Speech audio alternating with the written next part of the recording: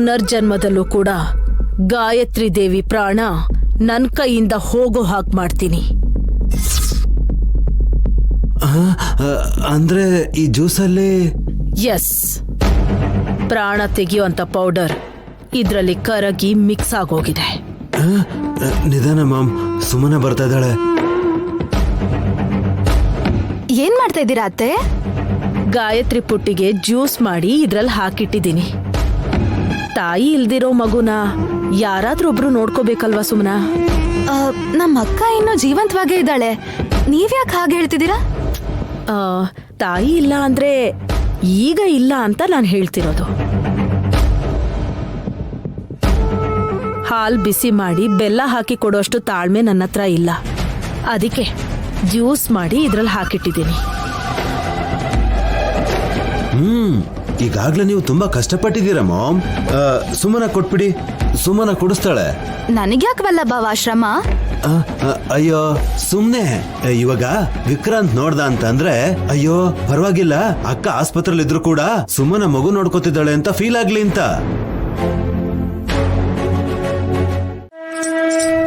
ಯಮಲೋಕದ ಸಾರ್ವಭೌಮನು ಯಮಧರ್ಮನು.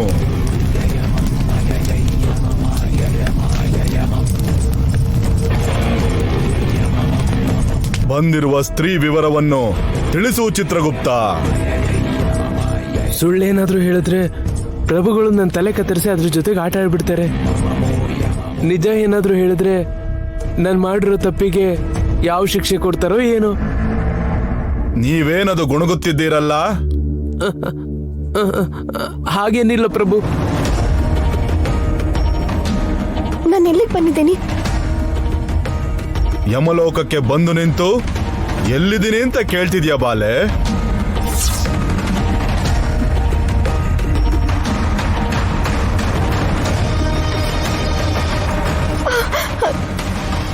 ಯಮಲೋಕನ ಇದು? ಹೌದು ಸ್ತ್ರೀಯೇ. ಪ್ರಭು, ಈಕೆಯಲ್ಲ ಬಾಲೆ. ನೀವೇಕೆ ಒಗಟನ್ನಾಡುತ್ತಿದ್ದೀರಿ?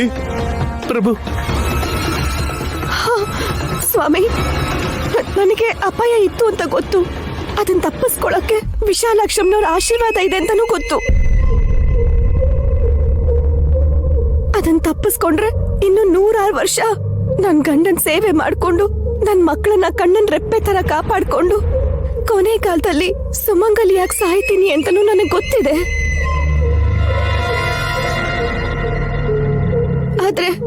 ಆದ್ರೆ ಹೀಗೆ ಮಧ್ಯಂತರದಲ್ಲೇ ಪ್ರಾಣ ಅನ್ಬಿಟ್ಟು ನನ್ ಮನೆಯವ್ರಿಗೆ ಅನ್ಯಾಯ ಮಾಡಬಾರ್ದು ಅಲ್ವಾ? ನಿನಗಿನ್ನೂ ಮದುವೆ ಅನ್ನೋದೇ ಆಗಿಲ್ಲ. ಮಕ್ಕಳು ಮರಿ ಅಂದ್ರೆ ಹೇಗ್ ಸಾಧ್ಯ? ಗಂಡ ಇದಾನೆ ಅಂತ ಸುಳ್ಳು ಯಾಕೆ ಹೇಳ್ತಾ ಇದೀಯಾ? ಇದೇನ್ ಸ್ವಾಮಿ, ನಮ್ಮೆಲ್ಲರ ಜಾತಕನೂ ನಿಮ್ ಹತ್ರನೇ ಇರುತ್ತೆ. ಇಬ್ರು ಅವಳಿ ಮಕ್ಕಳನ್ನ ಹೆತ್ತಿರೋ ತಾಯಿ ನಾನು. ನನಗ್ ಮದ್ವೆನೇ ಆಗಿಲ್ಲ ಅನ್ನೋ ಹಾಗೆ ನನಗ್ ಹಿಂಸೆ ಆಗೋ ತರ ಯಾಕೆ ಮಾತಾಡ್ತಾ ಇದ್ದೀರಾ? ಯಮಧರ್ಮ, ಮುಚ್ಚು ಬಾಯಿ. ಪ್ರಭು ಪ್ರಭು, ಕೋಪ ಮಾಡ್ಕೋಬೇಡಿ, ನಾನು ಹೇಳ್ತಿರೋದು ನಿಜಾನೇ. ನಿಮ್ ಹತ್ರ ಸುಳ್ಳು ಹೇಳೋ ಅಂತ ಅವಶ್ಯಕತೆ ನನಗೇನಿದೆ?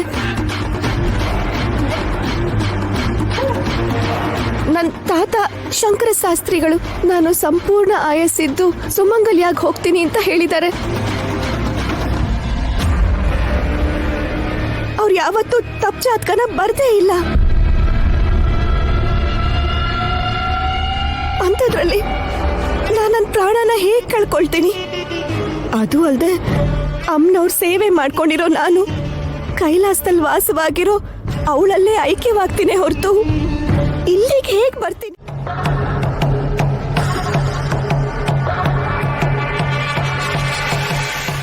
ಬೇಡ ಅಂತಿದ್ದಾಳ? ಚೆನ್ನಾಗಿಲ್ವಾ ಏನ್ ಪುಟ್ಟಿ? ಏಯ್, ಯಾಕೆ ಚೆನ್ನಾಗಿರಲ್ಲ? ಸಿಪ್ಪರಲ್ಲಿ ಜ್ಯೂಸ್ ಖಾಲಿ ಆಗಿರ್ಬೇಕೇನೋ. ಪಾಪ ಹೇಳಿದ್ರೆ ಅದು ಬರ್ತಾ ಇಲ್ಲ ಅನ್ಸತ್ತೆ. ಅಯ್ಯೋ, ಅದಕ್ಕೆ ಯಾಕೆ ತಲೆ ಕೆಡ್ಸ್ಕೊತೀರಮ್ಮವ? ಏ ವಿಕ್ರಾಂತ್, ಕೊಡ ಇಲ್ಲಿ. ಇಲ್ಲಿ ನೋಡು, ಈ ತರ ತಗೊಂಡು ಗಟ್ಟಿಯಾಗಿ ಒಂದ್ಸಲ ಹೀಗೆ ಈ ತರ ಸಿಪ್ ಮಾಡಿದ್ರೆ ಸರಿ ಹೋಗುತ್ತೆ. ಬ್ರೋ, ನಿನಗೆ ಸ್ವಲ್ಪನಾದ್ರೂ ಬುದ್ಧಿ ಇದೆಯಾ? ಏಯ್ ಏನೋ ಹಾಗೆ ಮಾತಾಡ್ತಿದ್ಯಾ? ಅಂದೆ ಇನ್ನೇನ್ ಮಾಡ್ತಾರೆ ಬಾವಾ? ಮಕ್ಳು ಕುಡಿಯೋದನ್ನ ನೀವು ಬಾಯಲ್ಲಿ ಇಟ್ಕೊಂಡು ಕುಡ್ದು ಅದನ್ನ ವಾಪಸ್ ಕೊಟ್ರೆ ಹೇಗ್ ಕುಡಿತಾರೆ? ಚಿಚ್ಚಿ ನೀನ್ ಕುಡಿಬೇಡಮ್ಮ, ನಿಮ್ ದೊಡ್ಡಪ್ಪ ಎಂಜಲ್ ಮಾಡಿದಾನೆ. ಇದು ವಿಷಕ್ಕೆ ಸಮಾನ ಕಣು.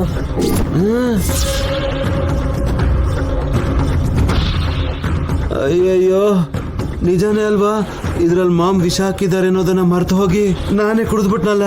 ವಿಷ ಕುಡ್ದಿದ್ದೀನಿ, ಖಂಡಿತ ಸತ್ತೋಗ್ತೀನಿ. ಇವಾಗ ಏನ್ ಮಾಡೋದು? ಅಯ್ಯೋ ಮಾಮ್, ಒಲವ, ಏನಾಯ್ತು ಅಯ್ಯೋ, ಒಲವ? ಬ್ರೋ ಏನಾಯ್ತು? ಒಲವ, ಮಗು ಕುಡ್ದಿತ್ತಲ್ವಾ, ಆಮೇಲೆ ಅದೇ ಸಿಪ್ಪರಲ್ಲಿ ಬಾವನೂ ಅದನ್ನ ಕುಡಿದ್ರು. ವಾಕರ್ಕೆ ಬಂತೇನೋ. ಯೂಸ್ಲೆಸ್ ಫೆಲೋ ಅವನು. ಅಮಾಯಕ ಅನ್ಬೇಕು, ಬುದ್ಧಿ ಇಲ್ದಿರೋ ಅನ್ಬೇಕು, ಏನ್ ಅನ್ಬೇಕು ಅಂತ ಗೊತ್ತಾಗ್ತಿಲ್ಲ ಅಕ್ಕ. ಬಂಗಾರದಂತ ಚಾನ್ಸ್ ಅನ್ನ ಹಾಳ್ ಮಾಡ್ಬಿಟ್ಟ ರಾಸ್ಕಲ್. ಮಾವ, ಆ ಜ್ಯೂಸ್ ನಮ್ಮ ಮಗು ಕೊಡ್ಬೇಡಿ, ಇವಳಿಗೆ ಹಾಲು ಕೊಡ್ಸಿ. ಓಕೆ ವಿಕ್ರಾಂತ್, ಬಾ ಪುಟ. ಆಟ ಆಡ್ತಾ ಇರು ಪುಟ್ಟಿ. ನನ್ ಕೈಲಿ ಎಲ್ಲಾ ಕೆಲ್ಸನೂ ಮಾಡಕ್ಕಾಗಲ್ಲ. ನಾನೇ ಮಾಡ್ಕೊಡ್ತೀನಿ ಬಿಡಮ್ಮ. ಪುಟ್ಟಿ ಬಾ ಹೋಗೋಣ, ನಾನು ಬಂಗಾರ ಕೂಸು.